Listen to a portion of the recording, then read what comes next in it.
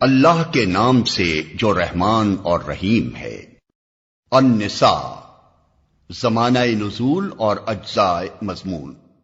یہ سورت متعدد خطبوں پر مشتمل ہے جو غالباً 3 ہجری کے اواخر سے لے کر 4 ہجری کے اواخر یا 5 ہجری کے اوائل تک مختلف اوقات میں نازل ہوئے ہیں۔ اگرچہ یہ تعین کرنا مشکل ہے کہ کس مقام سے کس مقام تک کی آیات ایک سلسلہ تقریر میں نازل ہوئی تھی اور ان کا ٹھیک زمانہ نزول کیا ہے، لیکن بعض احکام اور واقعات کی طرف بعض اشارے ایسے ہیں جن کے نزول کی تاریخیں ہمیں روایات سے معلوم ہو جاتی ہیں۔ اس لیے ان کی مدد سے ہم ان مختلف تقریروں کی ایک سرسری سی حد بندی کر سکتے ہیں جن میں یہ احکام اور یہ اشارے واقع ہوئے ہیں۔ مثلا ہمیں معلوم ہے کہ وراثت کی تقسیم اور یتیموں کے حقوق کے متعلق ہدایات جنگ احد کے بعد نازل ہوئی تھیں، جبکہ مسلمانوں کے 70 آدمی شہید ہو گئے تھے، اور مدینے کی چھوٹی سی بستی میں اس حادثے کی وجہ سے بہت سے گھروں میں یہ سوال پیدا ہو گیا تھا کہ شہداء کی میراث کس طرح تقسیم کی جائے اور جو یتیم بچے انہوں نے چھوڑے ہیں ان کے مفاد کا تحفظ کیسے ہو۔ اس بنا پر ہم قیاس کر سکتے ہیں کہ ابتدائی 4 رکوع اور 5ویں رکوع کی پہلی 3 آیتیں اسی زمانے میں نازل ہوئی ہوں گی۔ روایات میں صلاۃ خوف یعنی عین حالت جنگ میں نماز پڑھنے کا ذکر ہمیں غزوہ ذات الرقاع میں ملتا ہے جو 4 ہجری میں ہوا۔ اس لیے قیاس کیا جا سکتا ہے کہ اسی کے لگ بھگ زمانے میں وہ خطبہ نازل ہوا ہوگا جس میں اس نماز کی ترکیب بیان کی گئی ہے۔ مدینے سے بنی نذیر کا اخراج ربیع الاول 4 ہجری میں ہوا، اس لیے غالب گمان یہ ہے کہ وہ خطبہ اس سے پہلے قریبی زمانے ہی میں نازل ہوا ہوگا، جس میں یہودیوں کو آخری تنبیہ کی گئی ہے کہ ایمان لے آؤ قبل اس کے کہ ہم چہرے بگاڑ کر پیچھے پھیر دیں۔ پانی نہ ملنے کی وجہ سے تیمم کی اجازت غزوہ بنی المصطلق کے موقع پر دی گئی تھی جو 5 ہجری میں ہوا، اس لیے وہ خطبہ جس میں تیمم کا ذکر ہے اسی سے متصل عہد کا سمجھنا چاہیے۔ شان نزول اور مباحث۔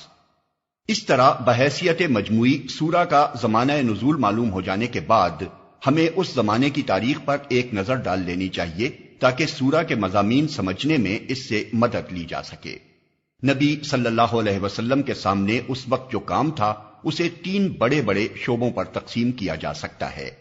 ایک اس نئی منظم اسلامی سوسائٹی کا نشو و نما جس کی بنا ہجرت کے ساتھ ہی مدینہ طیبہ اور اس کے اطراف و جوانب میں پڑ چکی تھی، اور جس میں جاہلیت کے پرانے طریقوں کو مٹا کر اخلاق، تمدن، معاشرت، معیشت اور تدبیر مملکت کے نئے اصول رائج کیے جا رہے تھے۔ دوسرے اس کشمکش کا مقابلہ جو مشرکین عرب، یہودی قبائل اور منافقین کی مخالف اصلاح طاقتوں کے ساتھ پوری شدت سے جاری تھی۔ تیسرے اسلام کی دعوت کو ان مزاحم طاقتوں کے علی الرغم پھیلانا اور مزید دلوں اور دماغوں کو مسخر کرنا۔ اللہ تعالیٰ کی جانب سے اس موقع پر جتنے خطبے نازل کیے گئے وہ سب انہی 3 شعبوں سے متعلق ہیں۔ اسلامی سوسائٹی کی تنظیم کے لیے سورہ بقرہ میں جو ہدایات دی گئی تھیں، اب یہ سوسائٹی ان سے زائد ہدایات کی طالب تھی، اس لیے سورہ نساء کے ان خطبوں میں زیادہ تفصیل کے ساتھ بتایا گیا کہ مسلمان اپنی اجتماعی زندگی کو اسلام کے طریق پر کس طرح درست کریں۔ خاندان کی تنظیم کے اصول بتائے گئے، نکاح پر پابندیاں عائد کی گئیں، معاشرت میں عورت اور مرد کے تعلقات کی حد بندی کی گئی، یتیموں کے حقوق معین کیے گئے، وراثت کی تقسیم کا ضابطہ مقرر کیا گیا، معاشی معاملات کی درستی کے متعلق ہدایات دی گئیں، خانگی جھگڑوں کی اصلاح کا طریقہ سکھایا گیا، تعزیری قانون کی بنا ڈالی گئی، شراب نوشی پر پابندی عائد کی گئی، طہارت و پاکیزگی کے احکام دیے گئے۔ مسلمانوں کو بتایا گیا کہ ایک صالح انسان کا طرز عمل خدا اور بندوں کے ساتھ کیسا ہونا چاہیے۔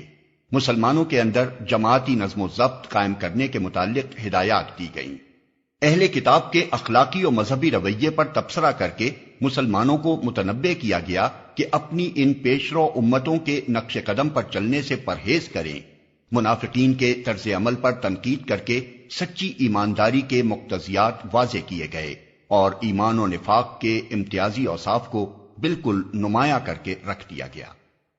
مخالف اصلاح طاقتوں سے جو کشمکش برپا تھی اس نے جنگ احد کے بعد زیادہ نازک صورت اختیار کر لی تھی۔ احد کی شکست نے اطراف و نواح کے مشرک قبائل، یہودی ہمسایوں اور گھر کے منافقوں کی ہمتیں بہت بڑھا دی تھیں اور مسلمان ہر طرف سے خطرات میں گھر گئے تھے۔ ان حالات میں اللہ تعالیٰ نے ایک طرف پرجوش خطبوں کے ذریعے سے مسلمانوں کو مقابلے کے لیے ابھارا اور دوسری طرف جنگی حالات میں کام کرنے کے لیے انہیں مختلف ضروری ہدایات دی۔ مدینے میں منافق اور ضعیف الایمان لوگ ہر قسم کی خوفناک خبریں اڑا کر بدحواسی پھیلانے کی کوشش کر رہے تھے۔ حکم دیا گیا کہ ہر ایسی خبر ذمہ دار لوگوں تک پہنچائی جائے اور جب تک وہ کسی خبر کی تحقیق نہ کر لیں اس کی اشاعت کو روکا جائے۔ مسلمانوں کو بار بار غزوات اور سریوں میں جانا پڑتا تھا اور اکثر ایسے راستوں سے گزرنا ہوتا تھا جہاں پانی فراہم نہ ہو سکتا تھا۔ اجازت دی گئی کہ پانی نہ ملے تو غسل اور وضو دونوں کی بجائے تیمم کر لیا جائے۔ نیز ایسے حالات میں نماز مختصر کرنے کی بھی اجازت دے دی گئی اور جہاں خطرہ سر پر ہو وہاں صلاۃ خوف ادا کرنے کا طریقہ بتایا گیا۔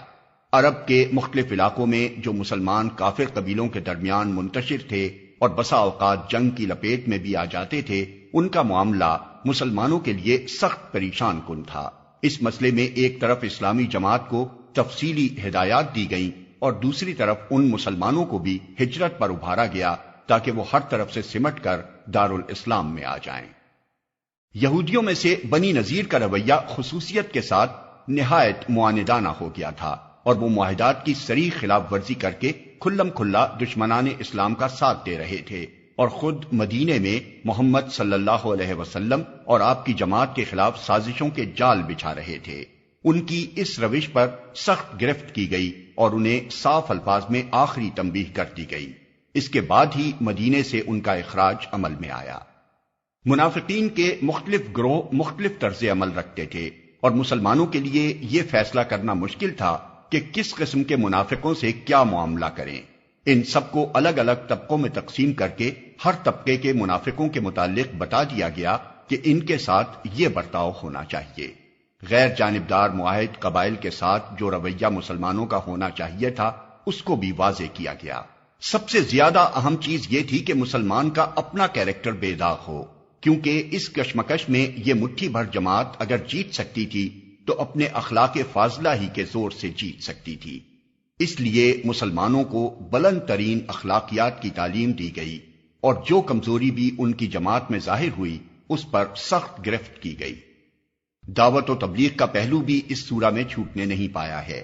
جاہلیت کے مقابلے میں اسلام جس اخلاقی اور تمدنی اصلاح کی طرف دنیا کو بلا رہا تھا اس کی توضیح کرنے کے علاوہ یہودیوں، عیسائیوں اور مشرکین تینوں گروہوں کے غلط مذہبی تصورات اور غلط اخلاق و اعمال پر اس سورہ میں تنقید کر کے ان کو دین حق کی طرف دعوت دی گئی ہے۔